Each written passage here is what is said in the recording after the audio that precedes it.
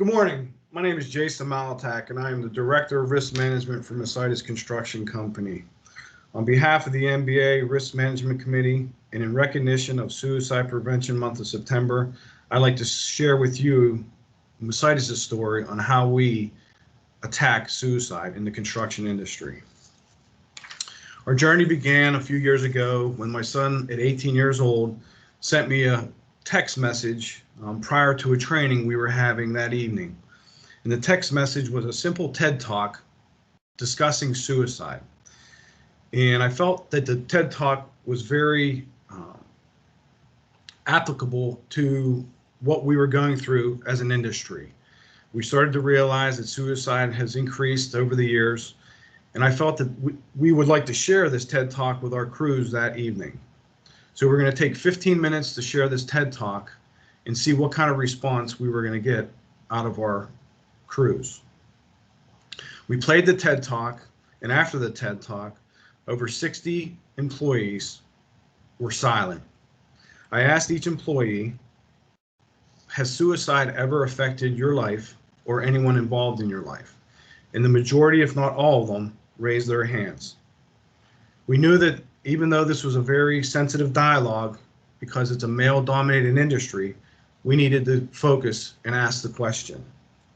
Mosites has suffered 7 losses with regard to suicide, and that's in a 20-year span, and that's just too many to take. We realized that we had to dive into unfamiliar territory and find out some of the answers to these questions.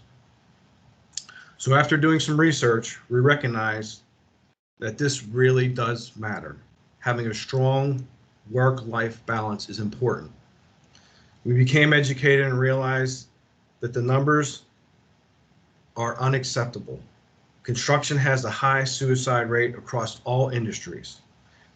In fact, more lives are lost per day in suicide from all of the OSHA Focus 4 hazards combined. We learned that we needed to extend a hand and open our ears to this cause. Over the last 18 months, Mosites has had 8 employees reach out asking for help and direction. That's 8 employees that we felt we helped get to a certain point in their lives. But it's not all about the numbers. We do it because it's the right thing to do. Just think about the effects that poor mental health can have on an employee, or even when we're just having a bad day ourselves. The ability to pay attention or follow direction, we're quick to anger, our workmanship suffers, we're just not in the game. But this is a direct impact on safety as well. If we're not in the game, our safe behaviors falter and accidents occur. So why is construction hit the hardest? Well, we took a closer look at this, and it makes sense as we go through the bullet points below. It's a very isolating profession, unsteady employment, always asking for when the next job is coming. Sleep is interrupted frequently because of shift work, chronic pain, travel, pressures to finish schedules, poor weather conditions, all of these factors play in the role. But the biggest one that's not on here is the use or misuse of drugs and alcohol and the impact that that has on suicide itself.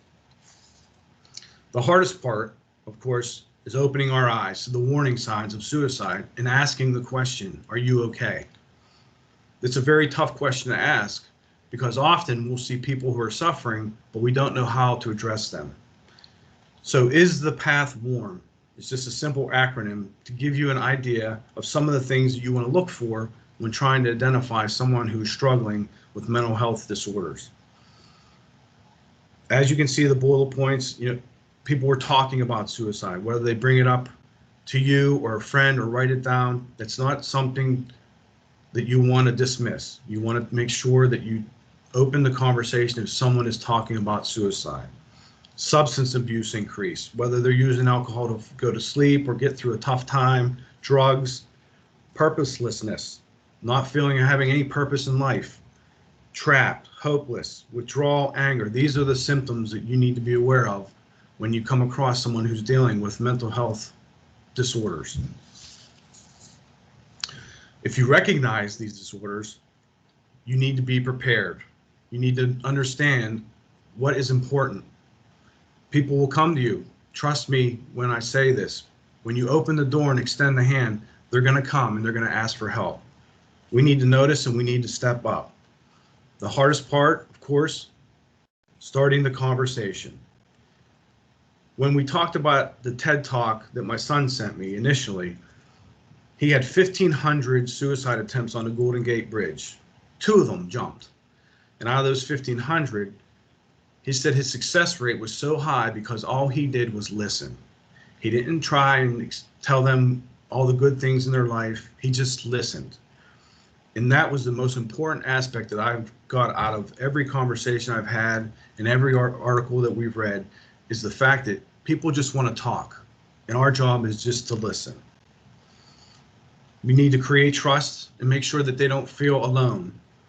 We provide resources in a confidential manner. What we've done is we provided a website and links to suicide prevention hotlines for all trades.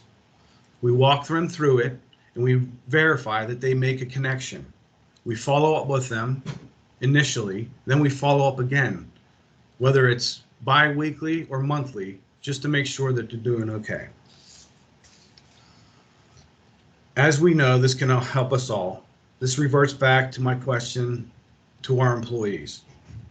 Have you ever had to ask yourself, have I thought about it? Have you lost someone to suicide or even heard of someone else's loss? We're a very proactive a group, so we need to get involved. This triggers a lot of factors with regard to total employee health. The reward, as we strive to make a difference, everyone goes home is not our goal. This is part of all of our employees' safety. It's all part of everyone's safety, including family members at home. We can't focus on just sending employees home and being satisfied with that. This is a 24-hour-a-day, 7-day-a-week commitment. It's a huge responsibility and a rabbit hole that we're not familiar with. But with the right education, we can step into the ring and begin the fight. One life is worth all of the education and sacrifice. Don't be blindsided and be prepared. At home or at work, don't ignore the symptoms. Remember, learn how to begin that conversation. I want to thank the MBA, the Risk Management Committee, and everyone involved in having the opportunity to discuss suicide prevention and how Mosites Construction Company addresses this very critical topic. Thank you very much and have a great day.